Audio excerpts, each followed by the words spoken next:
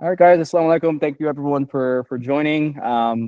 Let's just start with just brief introductions. Eyad, you can go ahead and start. Introduce yourself. Just kind of say, what school you went to, what program you matched at. And just kind of start from there and go around. Okay, cool. Wa alaikum assalam wa rahmatullah. My name is Eyad Rasoul. I am a first generation Palestinian Muslim American student.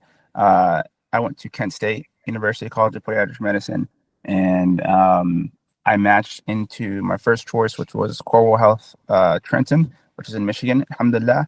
And so we're starting there in mid-June, early July, and just really excited to start. Alhamdulillah, great. Suroor, you can go next. Yeah, sure. Hey, salam, everyone. My name is Suroor. Thanks for the opportunity today. I'm a fourth-year student at Temple, and also matched into my first choice at Nazareth Hospital in Northeast Philly. I actually run a lot of the local programs, so if you guys have any questions about any of the local programs or anything in general, I'm happy to chat with you guys. Thank you for having me. Of course. So you were Dr. 9. You're going to be trained well, inshallah. Thank you. Thank you. Assalamu alaikum, everybody. My name is Umair. I'm from the New York School, New York College of Podiatric Medicine, and I matched into Richmond University Medical Center in Staten Island. It was also my first choice, and it's literally 5 minutes away from my house. So it was a program that I was after since my first year of pod school, and alhamdulillah, I was able to get it. But I can't wait to share my story and everything.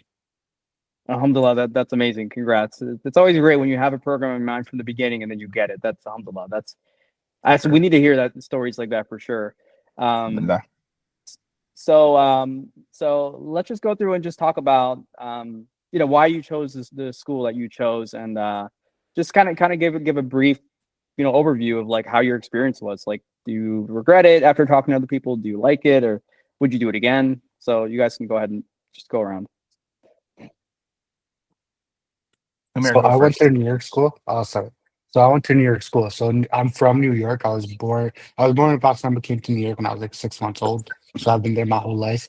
I applied to all 9 schools, but the moment I got into New York College of Podiatric Medicine, I except Shoal, I canceled all the rest of my interviews and was like, okay, see the New York, I already got in here.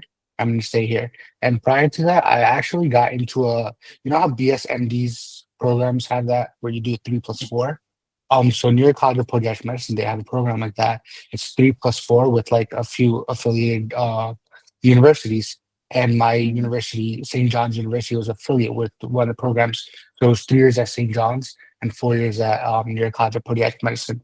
So I got into that traditional 3+4 route, but didn't ended up going through with it, and just did a traditional 4 years bachelor, and then went on to do a master's in public health, and then came back and did podiatry. But New York, it was very close to home at that point in life. My family had just bought a house in New York, also in Staten Island. So for me, it was easier to just stay in New York. And my only thing was I did want to go to Shoal at some point because I really like Chicago. A lot of my friends live in Chicago. But when it came down to like tuition, New York College has one of the cheapest tuitions out of I believe, out of the rest of all 11 schools. So for me, that was like a factor. Like it was, I didn't want to take too many loans out because, like interest and loans and all that. So I wanted to minimize that, and that would have been possible through the New York school. And having gone through the New York school, having seen, I'm also an APMSA delegate for my year. So like oftentimes I get to interact with a lot of students from other schools, from all 11 schools actually. And I believe that the education that I received put me at an advantage compared to a lot of other schools, a lot of other students. Like I know some schools in like California, they have a requirement where until you pass their mock board exam, you're not allowed to sit for the APMLE. And the near school did not have any obstacle in place for you to do that. So stuff like that, it made me realize that choosing New York College of Podiatric Medicine was the right thing for me. Like looking at it financially, looking at it in terms of I'm gonna be close to my family. Med school is hard. At least I'll have my support system with me. So taking all those things into consideration, I chose NYCPM. That's great. I'm just going to interject in between, the three of you guys when you guys go. But I have colleagues that went to NYCPM. I did my residency at a New York program, Montefiore, Mount Vernon. So Nice. most of them are done with their loans a couple years out because they don't have $250,000 in loans. They Yeah. have 60,000, 80,000. That does make a huge difference. So that's vital for anyone that's between, anything local in the Northeast. I mean, if finances is a big thing, then for sure. I mean, NYCPM is great for that. And you brought up a good point about how some schools will bar you from taking part one if you don't pass their like practice exam. When I was there, Temple did that. So I don't know if they're still doing that at Temple or not, but Yeah, they still have that little class that you have to take in between. And you have to do well in the class to be able to take the exam. Same thing. right. And schools do that because it kind of biases their part one like first time pass rate, basically. You know Yeah. what I mean? So a lot of places do that actually. It's a good or a bad thing, honestly. That NYCPM does that. It depends on how you look at it, But from the student standpoint, it's really good. It's actually really good. But those are all great pearls. So you wanna go next since we started Yeah, talking sure. about something? Yeah. Sure. So we were talking about this actually right before the recording, but I went to Temple, and I think it was a great experience overall for me.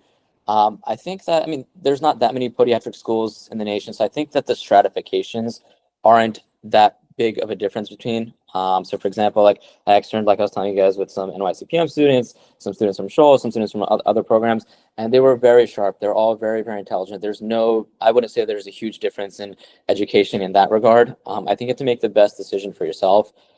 For me, Temple was closest. I was already living in West Philadelphia. So it just made, good sense for me. So I'll recommend, try to make some of the technical decisions up front, just like what worked for you tuition wise, where are you financially? I came from a non-traditional pathway, so I did my undergrad and my master's, and I had a gap year, and that's when I had applied to podiatry school. So all to say, make the technical decisions up front. And I think that, I mean, this is something you guys will hear echoed so many times at this point. You guys are probably sick of it, but podiatry is what you make of it, right? So when you're in school, part of your education's on you, how much work and effort that you put in to do well. And you can do that at any school. Of course, your clinicians and your attendings are really, really important. You're going to learn and kind of emulate them. But overall, speaking specifically to Temple, I had a really, really good experience there. I love the fact that there's a clinic that's directly associated with the program. It's right in the basement, and you get to see patients every single day for about a year and some change. So those are the strengths of Temple. And then I think it's on par with most of the other programs and schools that are in the area. Yeah, that's great. That's the fact that you even have an ambulatory surgery center in the building itself is really, really cool too. Like I know some other schools like they have like surgery rotations, which has its benefits too, but something good about just having something right in your own building, honestly. Okay, Iyad, you wanna wrap up with this portion here? Yeah, for sure. So I think you hit the nail on the head actually when you kind of discussing like podiatry school, medical school is what you take out of it. I have a bunch of friends in medical school, I have a bunch of friends in podiatry school, and when it comes to externships and like externing with different students in different schools, I externed, I believe, with at least one student from every school. So the California schools, Arizona, NYCPM, Temple, Barry, where I'm missing something. Whoever had a class that had 4th years. I think I externed with him, and I honestly thought that it's whatever you put into it is what you're going to get out of it. So, every school, like you were kind of saying, has differences when it comes to whether it's surgery rotation, the type of clinic they have in the school, if they have a clinic in the school, things like that. That stuff you're not going to be able to control, but the academics wise, stuff that you can control, like the studying and then how much effort you put in, I did feel like it really was based off student to student, because like I would, for instance, I would extern with one student from Temple 1 month, and then the next student would be a different student from Temple, right? And then just the gap, right, in terms of like the knowledge, or the gap in terms of motivation, right? It just really depends on the student.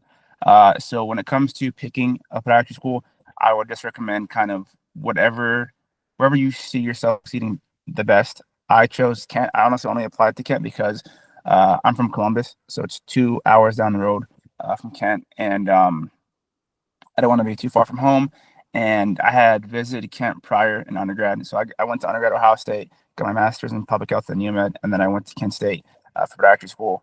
And I was familiar with the area. I knew I was going to get in, and I thought that so Kent has a clinic inside of the school, so it was super cool. Like second year, they make you start shadowing there, and then third and fourth year, you have to actually like spend a month at a time in the clinic, and you're seeing your own patients and kind of doing everything your way.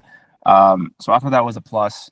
I thought that the other resources that Kent provides, like I think my second year they added a hollow anatomy lab, so like VR, where you can go and dissect your actual bodies, and then any other time when you want to study anatomy, you can go and put on the VR headset and kind of just like dissect with the VR, which I thought was pretty cool. I never really utilized it, to be honest, because it was after we had taken anatomy, but I know the incoming classes are starting to utilize it a lot more. But yeah, I thought my experience at Kent was also pretty good. I didn't think there was anything bad. I thought there was if being around a Muslim community is important to you, Cleveland has a really good Muslim community. There's a bunch of masajid, like at least 2 really good mosques in the area. And then the school is pretty amenable to at least when students in my class would say, hey, if we had an exam on Friday, or if we had mandatory class on Friday, and we said, hey, we're trying to go to Jummah, it's at 1:15 p.m. Can we just go and come back? Typically, they would always say yes, unless it was like finals week. They're like, hey, we really can't let you go. But if it was a midterm, they'd let us go, and we could do the midterm later. So I thought overall it was a pretty good experience. Yeah, that's honestly, really important. Just the camaraderie, the people that you meet, the friends that you make. Sometimes they're lifelong. I mean, sometimes you realize that these are the people you talk to more after you graduate. Sometimes not even like your undergrad or childhood friends anymore. That's actually honestly a great point. Like because I don't know, some of these other schools, you're in the middle of nowhere. You're like the only colored person, and like you feel like sticking out like a sore thumb. So that aspect you mentioned is really really big. I don't know if you guys noticed this or not. Would you say that most of the students that matched in residency programs ended up around the school for the most part? Or would you say they're kind of all over? I think for us it was kind of all over. I think it really just depends what you're looking for in a program, and then it really depends like if you're someone who has a 5-year plan and a 10-year plan, typically those students I realized didn't stay around the school, because you realized typically around a pod school, the market for once you're done with residency is super saturated. So in terms of like getting a high paying job, you're not really going to get paid as much if you're right around the school. Mm-hmm. Yeah, I think I'd agree with that. I think that some people came in with their own like geographic leanings before they came into pod school. So, maybe somebody was from Florida, somebody was from Cali, somebody was from wherever, but they happened to be at Temple because they, opted for it as what they assumed to be a better school.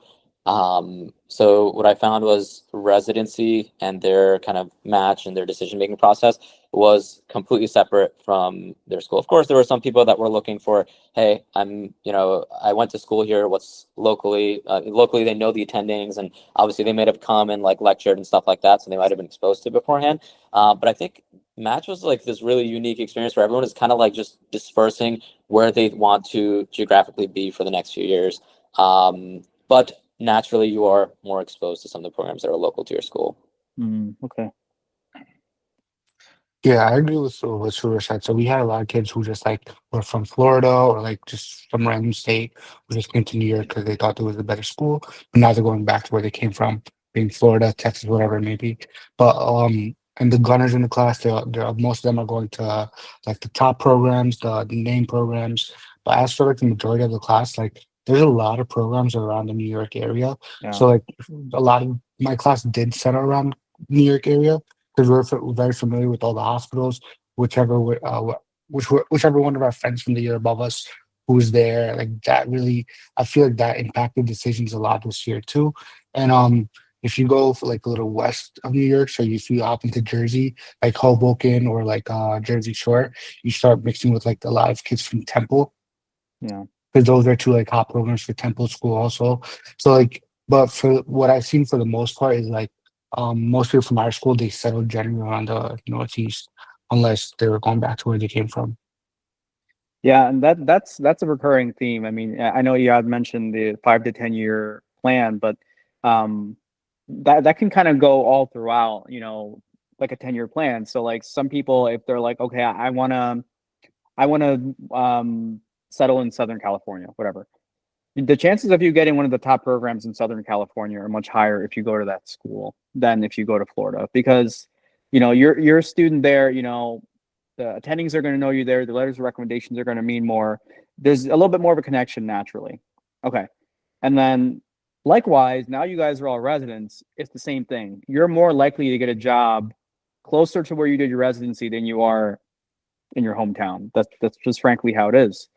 I mean, that's something that I realized. I mean, it's not that I didn't get good job offers from Philly. I mean, private practice. You can get private practice jobs anywhere. But like a good like hospital based, like a good like career type of job you want to stay at. No, I mean, no, I did my residency in New York. I had opportunities there, good opportunities, but I didn't want to live there, right? I didn't want to stay there forever. So 100%, you'll see this theme kind of go throughout that where you did your training at one step, it kind of sets you up well to kind of be in that same vicinity at the following step. Same thing goes for fellowship, right? And like Suroor, for example. Okay, you're at Nazareth.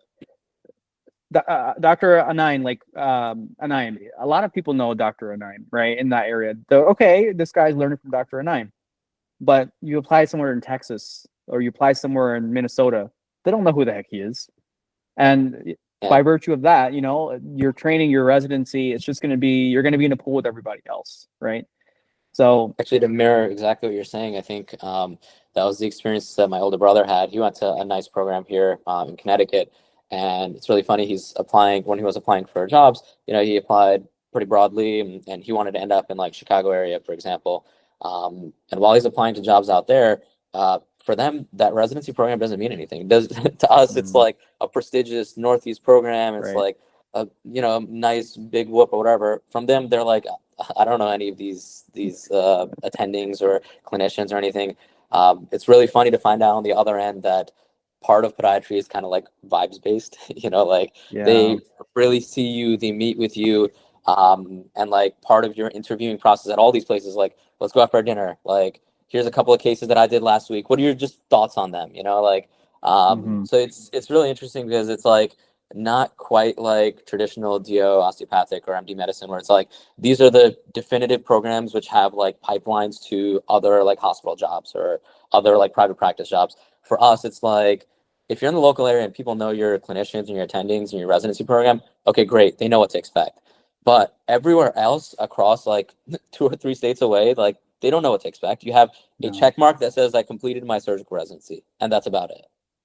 Right. And the other thing is, I hate to say it like this, but not all residencies are created equal, right? So just because everyone has whatever the basic same minimum numbers, for example, like because I did my residency in New York and I did my school at Temple, I have a good idea of kind of what's going on at both. So now I'm in a position, okay, if someone is applying to a job in Buffalo or my place or one of my friends' places, and I'm like, okay, they went to St. Barnabas in New York, okay, I can tell you definitively what's going on there. If the same leadership is there, I can tell you definitively. But outside of that, I don't know. You know what I mean? So exactly for those reasons, there's just a certain level of comfort. Changing gears a little bit now. I don't know how it was when you guys were at school, but a lot of schools do class ranks. It can make for a very competitive, cutthroat environment. I mean, when I started at Temple, gosh, this is going to sound like I was there in the 70s, but some professors used to post on a bulletin, like your student ID and then your grades for each test. Mind you, I was only there in 2014. This is 11 years ago. And if someone ever found out, they'd know how you're doing on these exams. And like, alhamdulillah, I did well at Temple. I did well, but then the people that were gunning for like number one, they're like, oh, so and so got a 99, they got a 95, they got 100%. Like, who is this person? And they're like trying to find me and stuff. And it just made for such like, subhanallah, just such a like a nasty environment to where people would want to cheat and step on each other's toes. They get creative with their cheating, actually, subhanallah. Um, Now looking back for you guys, I don't know if it was cutthroat or competitive, but was it worth it? Just all that grinding. I mean, that amount you have to grind, but that amount of grinding to like, and inshallah, you guys didn't step on other people. Was it worth it to get the program that you wanted and be where you're at, or do you feel like maybe I could have, gone to my sister's birthday party that day, or do you feel like the sacrifice was totally worth it? I'll start with this one. So I went into first semester, first year, and I was like, okay, I'm gonna do my best to, get all A's and 4.0 everything, right? And then obviously first semester of any school, medical school, any kind of like medical program, it's gonna be a 3-out semester, right? They're gonna like throw everything at you. They're gonna put you in like almost 30 credit hours, and basically whoever can't make it, like you're out, right? So I knew that going into it regardless, but I was like, still, I'm gonna try my hardest to get a 4.0. That was probably my worst semester in podiatry school, right? And that's because I was like not having any social life. I had just gotten married, and I was like telling my wife, like, this is the sacrifice that we have to make. I have to just grind, blah, blah, blah, blah. So then, after that, I had realized, like, you know what, uh, like this dunya is very, very short, and all that we're doing is good, right? But at the same time, it's like, it's not everything, right? So I was like, you know what, I'm going to go into second semester having a different mindset that, if I land on a 3.5, 3.7 this semester, it's okay. I don't have to have a 4.0, right? So I think taking that mentality the rest of podiatry school, I was like, it made me a lot more comfortable outside of school. So I had a social life. I was able to spend time with my wife. I was able to spend time with my family, go to those birthday parties, or, have a Friday night or, after Jama where I could kind of just like relax and detox and, hit the books Saturday or Sunday, something like that. And then I think that it didn't really, I don't know. I mean, Suroor and Umair, you guys can chime in. I think once you hit a certain GPA, I think it really is just about personality and how you vibe with the program, how you vibe with the director. Like, I really think that certain programs, I mean, I saw it with kids in our class, but I think certain programs would rather have someone that is really well-rounded at a 3.5 than a 4.0 and is just academic. Yeah, I think I completely agree with you. I think that a couple of realizations are like at the top of the curve. The challenge of like 0.01 GPA is like really tough. And that's like all the top 10s, like probably like fighting between like 3.99, 3.98, 3.97. And I think that's where it's like you're putting an hour of extra studying or 2 or 3 or 4 hours of extra studying in to get 2 questions more correctly on an exam than another person.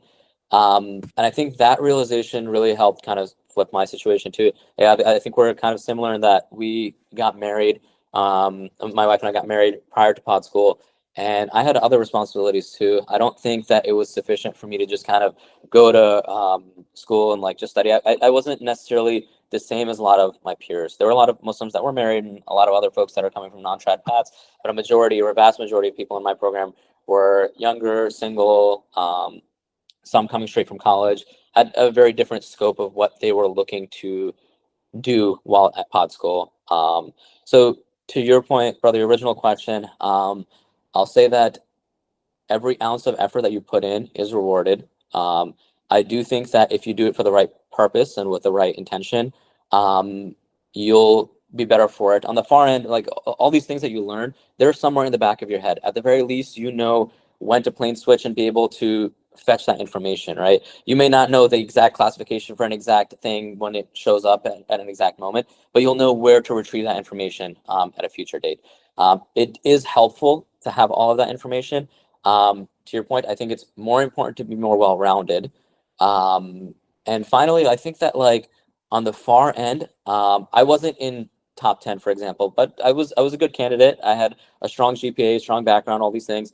But I don't think that precluded me from any of the programs, no matter how prestigious that I went to. And I think that more so than anything else, they're looking for a well-rounded candidate, somebody who can actually functionally translate their learning. There were so many people that, at least you guys can speak to your experience, so many people that cannot talk about a pathology or an x-ray in front of them, but they got hundreds on every single exam. And I think functional knowledge is so different than book and academic knowledge. For me, for example, I'm not an amazing test taker, but when something shows up, I can mechanically reason through it and talk about it and figure it out, and from there it comes to like a good conclusion. So point being, I don't think that your rank necessarily preclude, or at least from my experiences, I don't think that my rank precluded me from any program. I don't think that it made me a shoo-in for any program. I think the minute that I walked in and I spoke with an attending that was in leadership, and I made an impression on them that I would be a good resident, or that I'd be able to talk about things, and perform logically, that's what made a better impression for them. And I agree with a lot of things you both just said when it comes to like rank and how programs view you. So one of my top programs that I really liked, they have a resident who was top 10 in his class during his time. They also have a resident who failed boards part one once and part two once. But they're both residents there. Meaning what was it that put them, why are they both of different academic levels at the same program? It's because their education translates differently. One might be book smart and smart clinically, when the other one might not be book smart, but it translates clinically. So like what Suroor was saying, like you may not be a good test taker, so it's not going to show on your transcript. But when it comes to clinic, when you need to know how to interpret something, how to like diagnose something, you're at a much different level than how you are when it comes to paper. So like starting pod school for me, it was, I wasn't married like the both of you. Um, that happened much later in life, because it was like recently 2 months ago I just got married. But before that, going in, I used to work as an EMT before for like 5 years. So going into school, my first right away when school started, my mother got diagnosed with cancer. So I couldn't, like, I wasn't in the right headspace to focus on school. So at that point in time, I was like, I don't care about school, I don't care about anything. I just care about my mom, my family, what's going on over there. So I wasn't studying much, wasn't really putting in the effort at all, because family's more important than school. At that point, that's what it was for me. And I got by my first semester. Alhamdulillah, my mom's good now. But that first semester was rough for me. I wasn't studying, wasn't doing anything. And I came out the other side. I came out with a 2.8. So that was kind of like a reality check for me, because it was like, if I can achieve a 2.8, but carry other life responsibilities as well, then this isn't everything. Like a lot of people, they go and they put in like 40 hours of studying outside of school, like the ones who you say are gunners, right? So to me, it came to this level. If I'm gonna put X amount of hours in studying to get a score that's like 3 points higher, is it worth those 3 hours for those 2 points? Like I started seeing things like that. I can't put my life on hold for everything else. I'm gonna do what I have to get a score that I'm happy with, knowing that I mastered it. Because when you're learning something, you want to learn so that you could see it in office and say, okay, this is what it is. If I tend to ask you a question, like you can talk about it. Not that you need to know everything. Sorry, dry throat. So it's not that you have to know everything or your rank matters, but my rank didn't help me in any way. Like I have a good rank, but nobody asked me my rank. My program where I matched at, they realized my rank after I matched. I went to visit one day because I had to sign papers, and we were just talking about stuff, and that's when it came up. So, and what I saw a lot of other programs, it really is about vibes, and vibes being, are you good? Are you helping the program out? Because essentially, as an extern, your responsibility there is to make someone's life easier, be that it's a resident, an attending, whoever you're with. You want to make their life easier. And how does that happen? If you know your stuff, if someone tells you, okay, you go change that dressing, and you're like, yes, I know how to change that dressing, I can do it. So if you take a person who's a 3.3 and knows how to take care of that dressing versus a person who's a 4.0 and can't hold a conversation with the patient, they're always going to go, like in my experience, they're always going to go with the person who's 3.5 and can like handle their own, can take care of their own, who can get stuff done or who can make their life easier. So if your rank doesn't show that, then I don't think there's a point of having a high rank, or if you have a low rank, but you know that you can hold your own, you get stuff done, help people out, make someone else's life easier, and prove to whoever you're with that you know what you're doing, then I don't think rank really hurts you or helps you in any way. Really solid answers, brothers. I think the only situation where, you know, being top of your class or a good rank helps you is like if you're looking at places that historically take people that are like top of their class. Like, I don't know if I know this still like that, but like, you know, you have certain places that they just care a lot about it, and like unfortunately you have to play that game if you want that program. But for the most part, yeah, I mean, what you guys said is exactly spot on. The next question's a little bit, I don't know, it's subjective, but so you know, when you Wait, look at a rank, can we pause real quick? yeah, Just going off of what you just said, right? Because you know how like everyone will say, "Oh, this program's got prestige. This program, this program, that," right? Like I think piggybacking off of that, it's like, it's kind of like what you were saying so earlier about like the echo chambers and people kind of saying things and blah blah blah. Sometimes programs aren't what they are made out to be, right? Even if they have this prestige, right? And even if, like, you know, they only accept 4.0 students, whatever, but you extra in there and you realize like this actually isn't one of the best programs. I don't know why it has this prestige. You know what I mean? Right. I think what you were saying earlier, whereas like not every program is created equal. They're not, but also not every program affords you the same opportunity to where like, yes, one program may have this certain prestige and they may have doctors that are world renowned or attendings that are world renowned, right?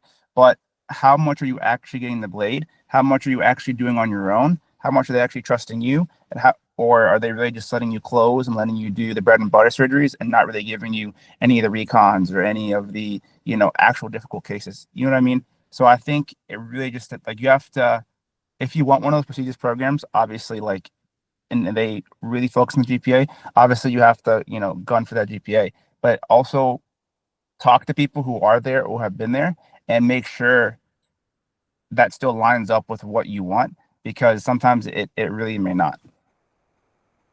100%. I mean, just to share my own personal story, like I really wanted to go to UPenn. I mean, I really wanted to go to the Penn residency, but after visiting, I didn't love some of the attendings that were there, and I didn't love some of the residents that were there. And it's a 4-year program.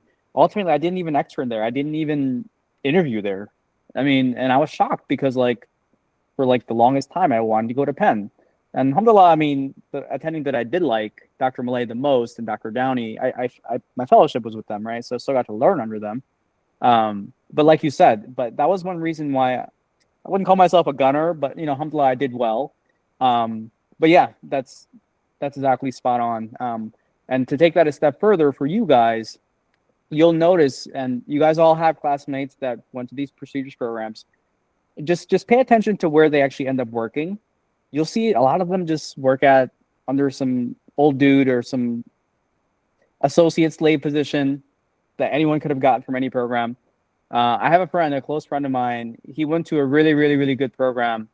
Very well trained. I mean, when I'm stuck on a case, I call him, and he's younger than me, and he just can't get a good opportunity. But then there are people in the same town that just have connections for whatever reason, and they're getting all these like really, really good hospital-based positions, and he's just like, yo, what the heck, you know? So a lot of it is just, it doesn't really correlate that way. It's very true.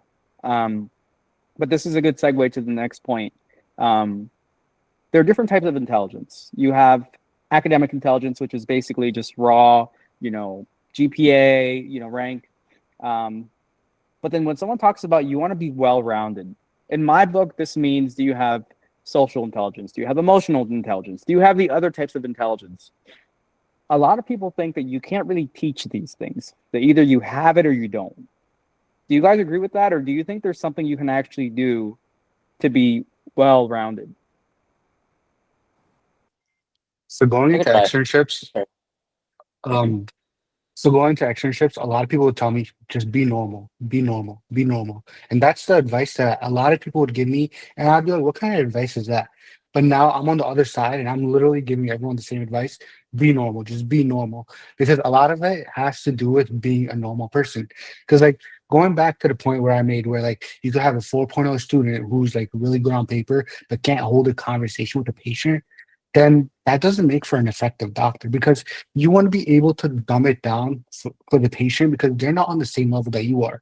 But you got to know how to adapt to every situation, because essentially medicine is part of medicine is like being able to go on the fly. Like whatever's happening right then and there, you have to adapt to that situation. So you can't talk to every person, every patient the same way. Like they talk about code switching in medicine a lot, how you're going to talk to one patient a different way, a different ethnicity patient a different way, or a different intellectual patient a different way. Like there are different levels, so you have to be able to hold that conversation. At the same time, you need to be able to learn social cues, read the room. There were a lot of times where I was with co-externs and they were saying things that was not appropriate for that moment in time, but 5 minutes later, that comment would have been completely appropriate. So some people don't know how to read a room. Like I had an experience with a student where a residency director just casually asked him, "Oh, where are you externing at?" And he said, "I don't share this information with other people." And 5 minutes later, the residency director just looks at us and goes, "What a weirdo!" Like calling him out on the spot. So I know why you're laughing, because I think I know. I think you know who I'm talking about. But that same person, he externed with my friends at different programs, told everybody the same thing: "I don't tell people where I extern." So now, just because he didn't want to tell people where he externed, everyone knew where he externed because everybody had an experience with him. And at the same time, it's like, um, just be normal. Like you don't have to just try to be normal. That's like the biggest advice that I give, and that that I was given too. And it translates to be a good person. If you see someone struggling with something, help them out.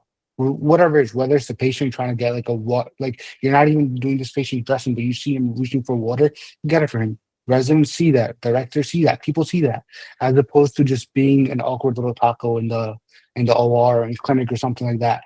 But things like that, that it can be teachable to a point where like you're correcting someone, like, "Oh, don't do this, do this." Like one of my close friends throughout podiatry school, he was an immigrant from Russia, and he didn't have all the social cues. But from first year to now, he's improved a lot. So he just had social cues that needed to be fine tuned. But when it comes to teaching how to teach someone to be a normal person, I feel like that's not something that can be taught. You could be A+ on paper, but some skills you just need to have had. But I feel like that's part of the process of how you should get here, because you have to go through pre-med programs, you have to go to undergrad, you have to interview at schools, you have to go through like all these little hurdles to get here. And I feel like they are there in place to prevent people who aren't meant for this to not get there. So I feel like at this point, like it's something that you either have or you don't. And if you don't have it, you gotta do something about it. But I don't know if it's something that can actually be taught.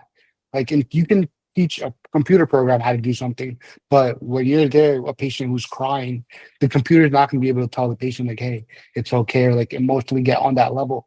And if you translate a person to computer, a person doesn't know who know a person who wouldn't know how to deal with these emotions or deal with that patient or deal with whatever situation that is put in front of you, then that would be a problem, so to speak. That's what I think. Yeah, subhanAllah, the community is small, as as is evidenced by this conversation. But I think to your point, Omer, I really agree with so many of the things that you said. But I'll say that there is a way not to teach emotional intelligence, but there is a way to expose yourself to learn more. And I think that's mindfulness, exposure. I think that this field that we have, we're so quick and like ready to like, chalk it off as like, it's work, it is. But when you're mindful and you're present and you're like kind of pay attention to what your patients are saying, what's going on around you, I think you extract a better experience from it as opposed to just like binary work and what you're doing. I think that emotional intelligence can be taught with exposure. If there's the whole med school prototype is you spend all this time reading books and not seeing patients, right? And then there's this period in second to third year, at least for Temple, where you make this flip where you're no longer seeing books anymore, you're putting that into practice and you're seeing patients, and you have to learn a completely different thing. The whole point of that part of the training before you go out is so that you can kind of learn before it's before that's the main thing you have to do, right? So I think there's a way to learn it, and I think I think it's just about paying attention to interactions and just being more present and mindful. Like you said, there are some things that you just can't teach. And it's not necessarily students that are nefarious, it's just sometimes students are awkward. And I also think that sometimes good attendings and program directors, they can also reason that out. Like, this kid was just slightly awkward, but in general, he's a good kid. In general, like, he knows what he's talking about, and like eventually he'll get there, you know? So I guess point being that there is a portion of this we were just touching on that is a complete intangible. For example, like, yeah, they were talking about being married and having to deal with those responsibilities. Umair, you're talking about having to deal with a family member that was sick. I think that a lot of these things, the reason why that is more important than GPA is because they set you up for that emotional intelligence that's required on the other end. That's why that doesn't show up on paper. That's why that doesn't show up in your GPA. That's why it doesn't show up anywhere on a transcript or anything. But when you go to talk to people, like you were saying, Umair, when this whole interview process is going on, it's like this incubator for learning and testing where you know, program directors and clinicians, they can kind of see whether you're meeting the requirement of what this was supposed to have taught you. So I guess my point is, if I were to summarize it, is there is a way to learn emotional intelligence that's mindfulness and exposure. I think that the system, at least for podiatry school, where you go in person, you interview with people, and they kind of see your mannerisms, like, that whole thing is set up to see if you are where you need to be right now emotionally to manage patients. So hopefully these students that are kind of learning, they don't despair, like, they can get there. They just need to have exposure and just be a little bit more mindful. What that means, it's kind of individual to each person, but there is a way to be mindful and kind of learn there.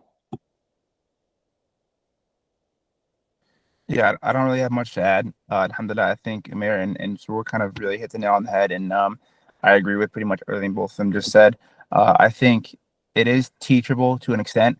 I think there's variables that come into play, but I believe that emotional intelligence can be teachable. I think it's obviously natural to some, and some have to learn. But I think if you're mindful, if you are someone that can stop yourself from reacting, right, and just listen prior, I think it goes a long way. Especially like all of us, right, being Muslim and, you know, being different color than all of our peers, and, you know, we look different, some of us sound different, and when you go to different programs, some of them might be very rural, and in those situations you do have to really read the room, especially when, like, you know, the director's with you, right, and you have someone that may not know, they may have never met someone from where you came from, and you're the first encounter, right? So it's about how it's about knowing how to be emotionally intelligent in that moment, to be a good example, and to not react in a really, you know, off or awkward way. Yeah, you guys all gave perfect answers. Being mindful and being being aware of how you are, being aware of your own shortcomings, and then being receptive to it if someone ever points it out. I think that's the biggest thing. You just you know, if you have an attending or a professor that means well and they point this out to you, like, hey, you know, these patients didn't like the way blah blah blah, instead of getting defensive, you know, that's actually like a really big teaching opportunity. To take this a step forward, I just want to let you guys know, and you won't really realize this as a resident, you might, but as an attending, like, I work in Chautauqua County, which is, it's the middle of nowhere. I may be the only Muslim that works, you know, or the only Muslim that lives, you know, within many miles of here. Okay, so a lot of Trumpers here. So there are only maybe 2 or 3 podiatrists within an hour and a half radius. No joke. So your personality means everything in a situation like that. I'm not the most trained person. I'm not the most experienced person. But alhamdulillah, I will say that I take the time and I listen to the patient. And you'll be surprised how many patients say, the doctor did not even listen to me. For the craziest things, subhanAllah, it's just like, oh, like I wanted my antifungal, whatever. I wanted an antifungal, and the doctor said those don't work. Get out of my office. Let me know when you find out something that does work. And in my head, like, I can't believe you said that to a patient. But some of these people don't. They don't have, like, in my mind, common sense, but they don't know how to talk to people. And subhanallah, like, one of the least skilled surgeons where I did my residency was making like $600,000, just killing it in private practice. It's because he's the nicest guy. The patients love him. He screws up. I've seen many mistakes in the OR with this guy. I learned a lot of things, what not to do, how to fix complications with this guy, but he never gets sued. If you guys can get down that aspect of just the art of medicine, not the science of medicine, it'll take you a very long way. But yeah, I mean, I used to be kind of quiet and awkward, and it wasn't until I started, working in retail, learning how to talk to different people, like you said, exposure. It wasn't until I did that where I knew how to talk to people older than me, younger than me, LGBTQ people. You have to know how to talk to everyone in this country. You have to know how to do it. And exposure is the biggest thing. If you're not getting enough of that in clinic, go volunteer. If you're not talking to enough people in your life, go out and meet people or something. I don't know, but that's the only real way to do it, unfortunately. Now, transitioning that into just being a Muslim. Now, being a Muslim, being a student, being in a vulnerable position, especially these last 3 or 4 years. I mean, how did you guys handle it? I mean, was it difficult for you? Did your school and classmates make it relatively easy? Like, did you not feel like you were an other? Or, I don't know. I'm curious to see your experience, because this answer changes year to year. This, I think, is an interesting question because, you'll have people that are like you, that are Muslim, that maybe, from wherever, right? And they kind of just want to go in and, be like everybody else, not cause any problems, not, be a source, not like be someone that sticks out, and just kind of go along with everything. Even if someone says something that's way out of pocket, they may not just correct them. They say, like, it's not my business. I'm just here to learn, get my degree, and leave, Maybe when I'm in a position of power, then I'll say something, you know what I mean? But only Allah subhanahu wa ta'ala knows if we'll ever get there, right? Like, we can all, die tomorrow. That's just the reality, right? So I actually take a different approach, and I never start problems. I'm never out there like trying to be a loud person, or I'm never, a loud person. It's just if someone does say something ignorant, I'm someone that will, ask them, like, hey, like, where did you learn that? Or where did you hear that from? Like, all kind of like engage in dialogue, just to let them know, hey, maybe where you received that source of information wasn't the best place. Like, this is actually, what this means, or this is what this is, right? So I think along the lines of that, I've always been, since I started, even undergrad, even high school, but in podiatry school, I made it a point to never let, if I hear something ignorant, if I know someone is, super racist, and if I hear them make a comment about something, I'll engage in that dialogue just to try and educate the person. Because, again, like we're saying, we may be the first people they ever met, right? They may just hear about us from wherever they're getting their news from, right? And then once you kind of change that image in their head, their gears start turning. If they're not ignorant, and if they want to learn, their gears will start turning, and they'll kind of be amenable to, having a conversation and learning something new about who we are. So yeah, I think a lot of people want to do that, but they're just told by so many people, like, don't get into it with them, and keep your mouth shut.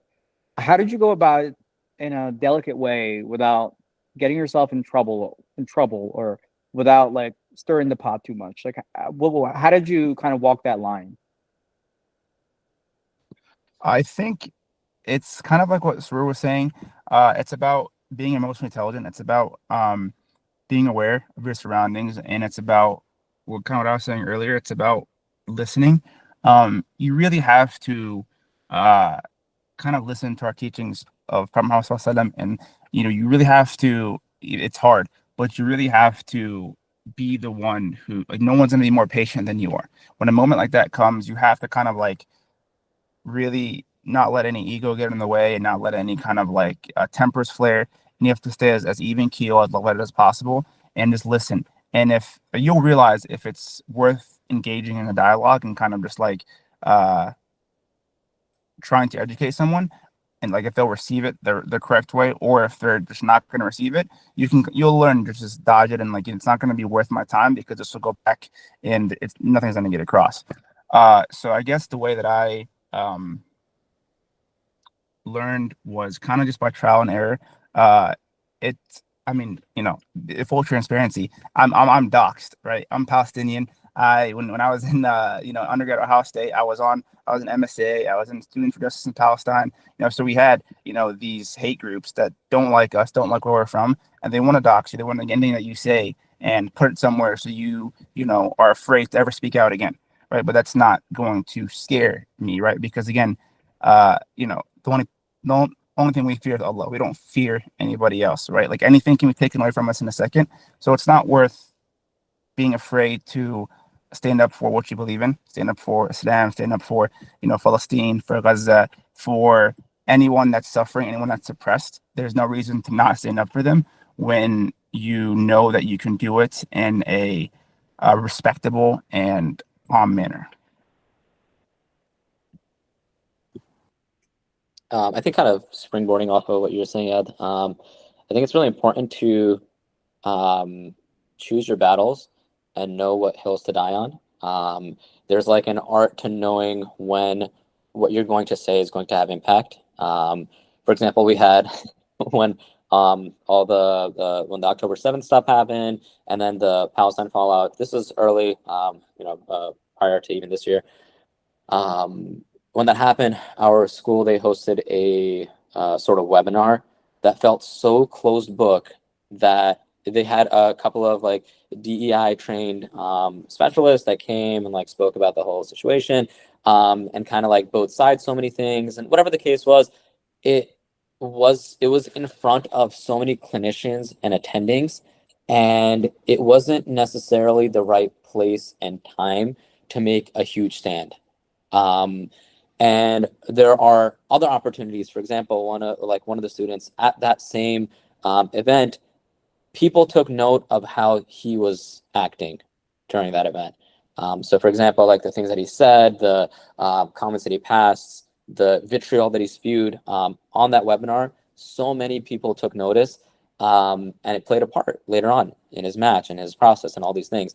So the hard part is that early on in this process, for example, I'm super white passing. So it's like in any room that I'm in, it's like people don't know that they can't say certain things around me. So I get this insight that I feel like other people that are people of color that and also pure like that, they don't get, right? So for example, I was in a room and I was with another gentleman, and at some point he found out that I'm Indian, and he started passing these incredibly racist remarks, and he didn't realize that I was actually born there and like I am Indian and all these things. So it's just like it's a really, really funny place to be in. And at that time, there is, I know that I'm going to see this person once. This is not a program that I care about. All these things like are playing out in my head. You just have to know when and where you need to make a stand, right? So on my end, like for example, like the same story. I have like I'm MSA president. I already been doxxed on like Canary Mission and all these things. Like it is what it is, and they're not going to keep you quiet when you are able to say things properly, fluently, and without getting upset and angry. When you make a point that is logical, and when you make a statistical, factual claims, and you're educated in what you're talking about, it's not emotion based. It's like it's just the reality of things, right? And I think that's a really, really good place to be in as a clinician.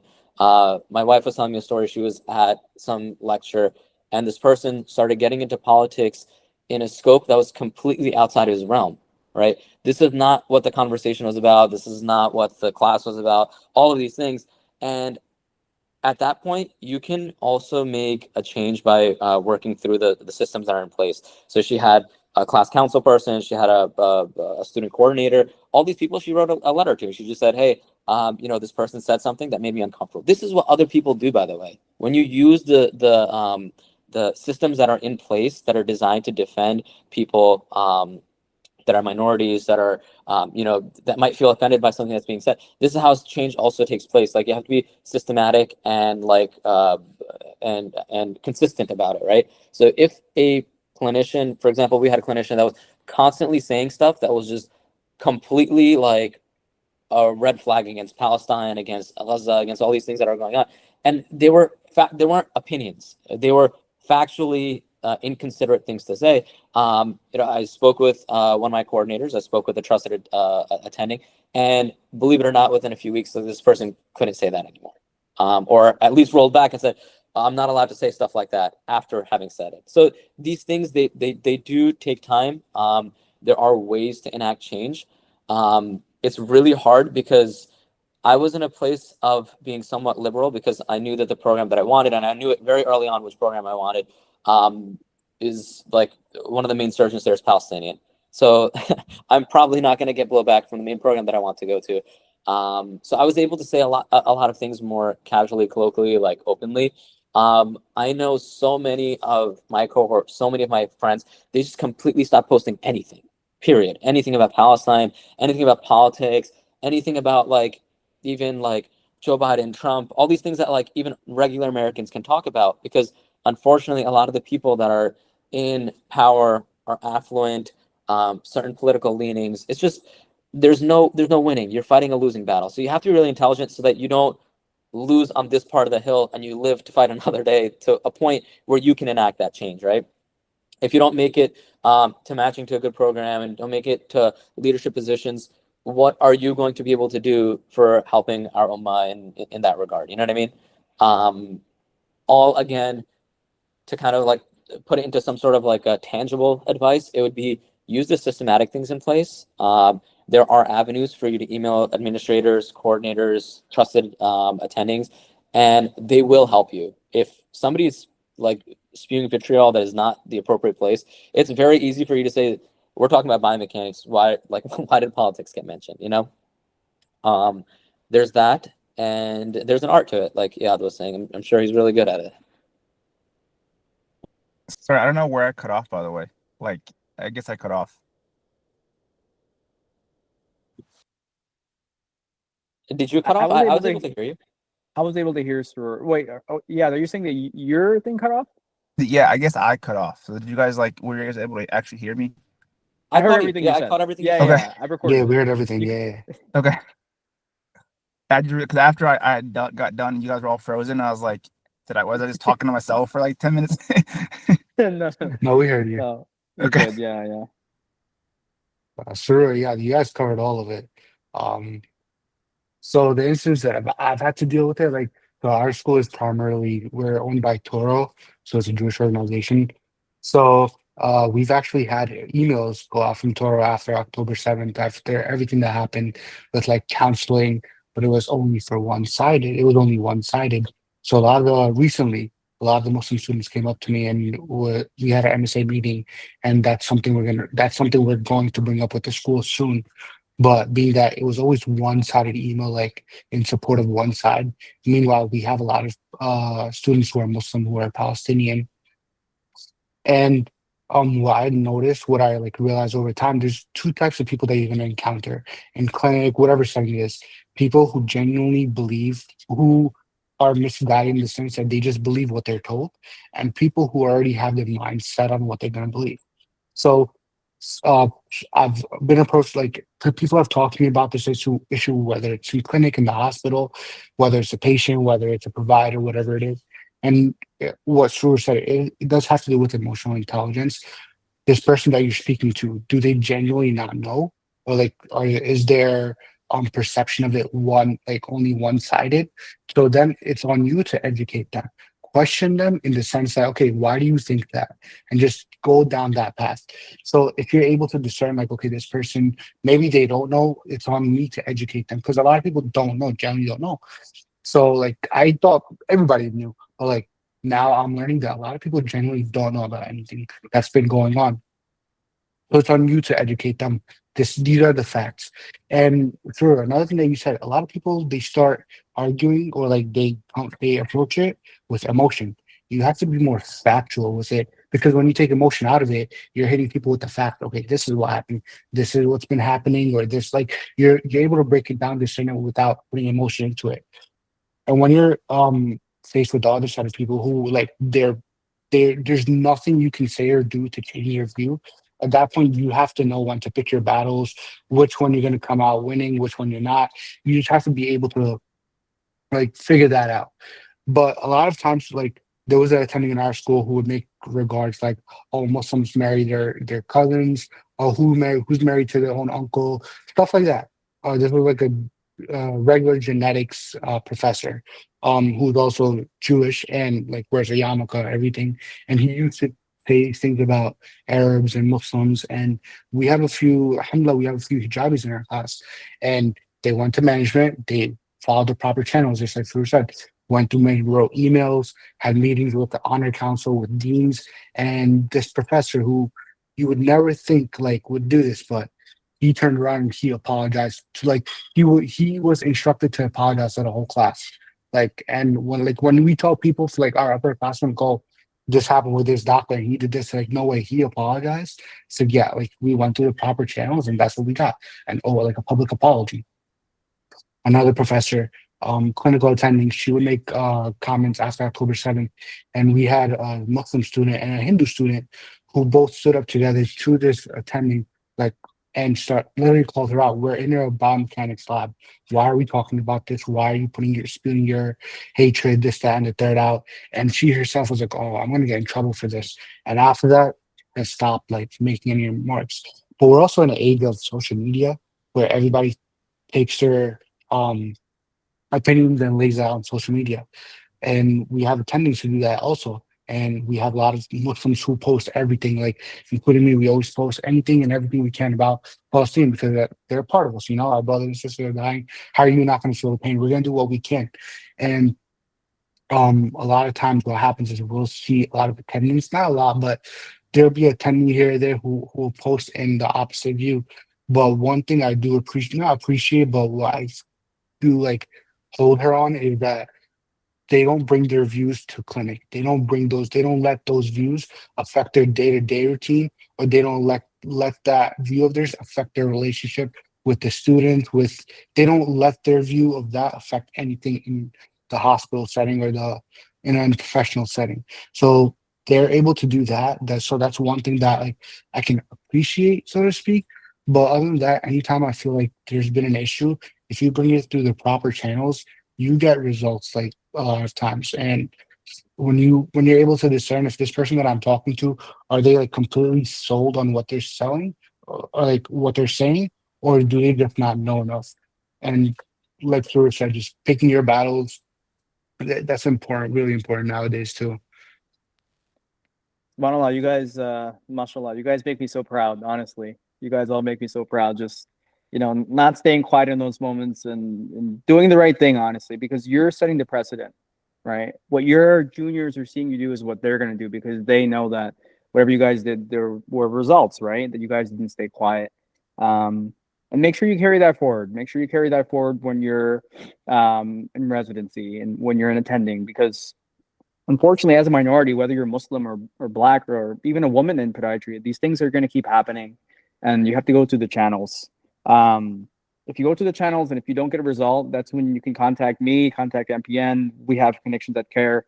100% we'll take these people to account, right? I mean, once they see a letter from a bunch of lawyers at CARE, they're going to change their mind real quick. So So no, that's great. I appreciate you guys sharing that. And if you or any of your classmates specifically experienced anything on externship, if you mentioned it to anyone, if no one did anything, just know that whatever happened to you or your classmates will probably happen to someone else next year and next year. These things don't go away. And students, especially on externship, even residents, they don't really speak out because they're like, whatever, I'm just here for a couple months, and I'll be done with it. Don't let these things slide. Don't let these things slide because, like Suroor said, other people are using these channels, right? And it works. So, that's great. I'm really happy that you guys are all, taking a stand when you need to. And it's so true. I mean, I've met a lot of people that said like, "Oh, you're the second Muslim I've ever met," or "You're the first Muslim I ever met." And there is I don't know. There's a group here. They used to live in Arizona or something. And like, oh yeah, we had one Muslim doctor that worked for us, and they would always bring us dates, during Ramadan, and they were the nicest people. Like they remember like just a couple things. So whether you like it or not, you are bearing the flag of Islam. It's a lot of pressure. Honestly, it is. But you are bearing that flag, right? And Muslims are what? Not even 2% in America. In podiatry, I don't even know if they're 2%. So that's why anytime I would hear this news, like, oh, a student at Temple did so and so and got arrested, whatever, sexual harassment, the Muslim guy, Muslim name guy, I'm just like, man, this looks so bad because like people at my level are hearing about this, right? And I graduated 7 years ago, like, 7 years ago at that point, and I'm still hearing about it. So it's like things get around so fast, and um, some people they love nothing more than to see something on PM News about something that this student did. Speaking of PM News, I actually read that. Someone sent it to me. I don't read PM News anymore. That NYCPM is under the shield of Touro to defend against anti-Semitism. There was like an article or something. I'm like, oh, well, are you defending anyone else, or which is fine, but you should bring that up. There has to be services for everybody. There should be. So, all right, guys. Last thing, is there any piece of advice that? How about this? Tell me the best piece of advice you received and advice that you wish that someone had told you. So the advice that I'm gonna give is the same advice that was given to me. So this is more geared towards Muslim students, Muslim, Desi, Arab. So a lot of us were raised with the notion that we always have to respect our elders, which goes without saying. But we translate that into a setting. I've seen it firsthand on the web it through myself as well. Sometimes we tend to stay quiet, or like we stand back, we stand in the shadows, or like we're more respectable, or like we stay quiet more often than we should. And when opportunities are presented to you in the OR or clinic, whatever it may be, closed mouths don't get fed. Meaning, if attending asks you who wants to close, if you're not going to say I'll close, if you're not going to take that leap, that sometimes like I feel like our upbringing has instilled into us, where like stay in your lane, spoke when spoken to. Like some people have that mentality.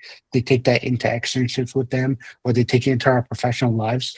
But I learned this through, like, I had a rude awakening, and once I've told other students about it, they start doing it too, and they've noticed it as well.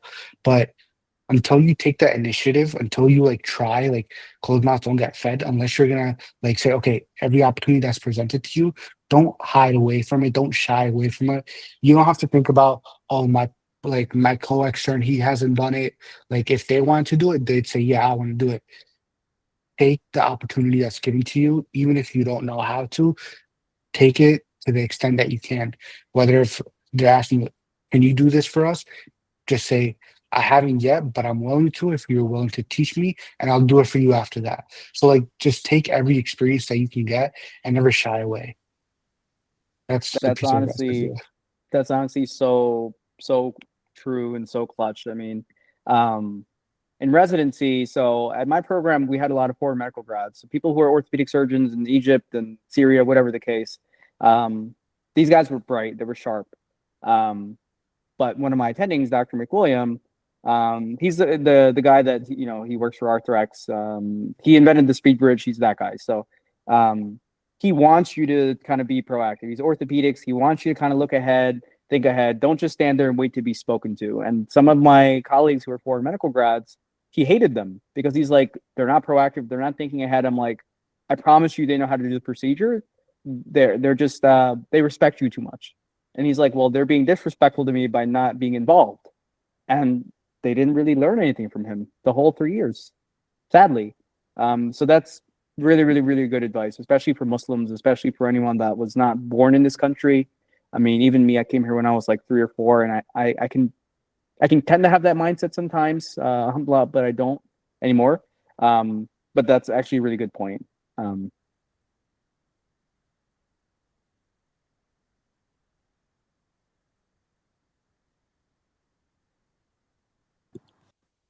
Sure, I can go. So I think a good piece of advice is you're in this, like, if you're pre-match or even if you're post-match, we kind of get into this kind of cycle of like, here's these high yield documents, like go learn these things, and like this is what you need. These are the pimp questions you're gonna be asked. This is like all that. I think something piece of advice that I was given that like really changed me was try to be a person of depth, not a person of high yield. I guess that applies. It depends on where you look at it. It should apply broadly for your whole life, but this is something you're going to do for the remainder of your life. There was a hadith that I heard like way back in the day, and it was like, I'm gonna butcher it, so please like be patient with me. But it was, God is in the dent at the bottom of a pot that a pot maker fixes. And it's like a very weird, like kind of sideways hadith, but it's saying that when you put your love and your effort into something, you can see God in it. And I think that's something that hopefully we're all trying to do. When it comes to like preparing for interviews, it's the same story. You know, somebody will give you this like giant list of high yield documents. You memorize this, the questions they're going to ask for you will be a breeze. And then they ask you something slightly sideways, or they ask you some more depth to it. You don't know, right? Or there's a list floating around of like the UPMC articles, and they're one-liner summary. It's great. I read that document. That's all I'm at right now. But the whole idea is if you go back and you read the article, you'll have a lot more of the background for what you're going to be doing for the rest of your life. I started this, I think we started this conversation by saying you'll hear this echoed like 8 million times. Podiatry is exactly what you make of it. If you spend more time learning, if you spend more time enjoying and loving what you do and like kind of making that mental plane switch, it's going to be a very beautiful field for you. And I think that really this is the time to kind of take it as your own, whether you're a resident, whether you're pre-match, whether you're a student in first, second, third year, whatever it is. I think there's an opportunity for you to really set yourself up for synthesizing happiness in this field, for enjoying it, for seeing it as a really godly attribute of like, providing and helping people and all these things. And I think that really shows through in your work. Like, brother, you were saying, there are some people that are not the best trained. They're not the best or top of their field, but they're really, really, really good at just medicine in the sense of like at people medicine, and I think that speaks volumes. I think that's what a lot of our conversation today is centered around. So I think that's the piece of advice that I'd give to people, and also just to use your resources. If you're somebody that's listening to this as the recorded podcast later on, you guys have our contact information. The brother will like provide it to you guys. And you can always reach out to us anytime, any day or night, whatever, just message us. We'll get back to you guys. And that hopefully will help and guide some folks. Absolutely, inshallah, absolutely. I guess mine, I'll be real short. It's just so pre-match, I would say take everything with a grain of salt.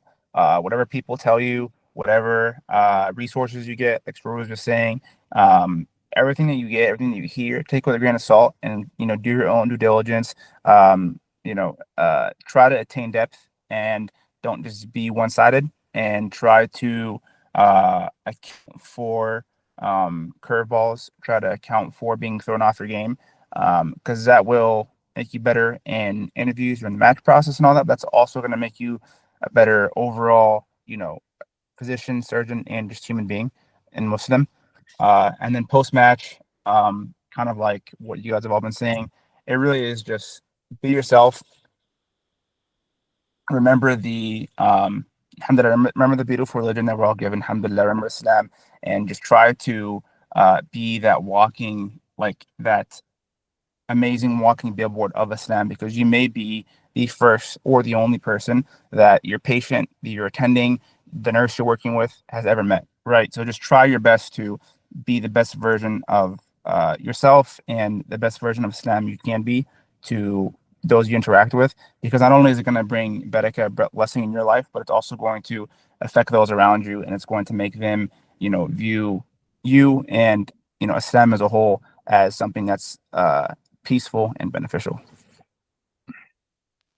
Beautiful. And if I can give you guys just short advice, just start everything you do with Bismillah, in the name of Allah. I mean, every article you read, every surgery that you do, anything that you do, just start it in Allah's name with the intention that you're serving His creation. You're doing this for His sake, and you're acknowledging the fact that you're in a very blessed place. Trust me, I was in Yemen a couple of months ago. That could have been any of us. That could have been any of us. We did nothing to be sitting here and doing this right now, right? We did very little. So just always remember Allah and everything you guys do, and may it be a source of reward and means for Jannah for us. I mean, how many people can say that their work honestly gives them good deeds? Not that many people. There aren't that many people that can say that. So acknowledge that, remember that, and everything that you guys do, and may Allah put barakah in it. Just to wrap up here, I just want to thank you guys. Like, I actually want to thank you, not just as a formality. Yeah, I mean, for a lot of these like student activities we did, like Kent would always show up, bro. Always. Mock interviews, whatever the case, like they would always show up. And I know that you were a big part of that. A lot of these webinars, a lot of the questions I would get, even people scrambling. I mean, Kent always showed up. So for help, which is, I want them to show up for help, So, and I know people scrambled at all these schools, and not everyone, hit us up. So that's great. I mean, you did great, and inshallah, I can keep contact with all three of you guys. After you guys are students, I know you're going to be busy. Maybe we can make like a residency group or something, just to kind of see where you guys are at. How we can help you with networking. It'll be important, I think. Suroor, like, I can't tell you how many times I was doing a webinar, and I was just hoping, like, man, no one's asking that hard question. No one's asking that question.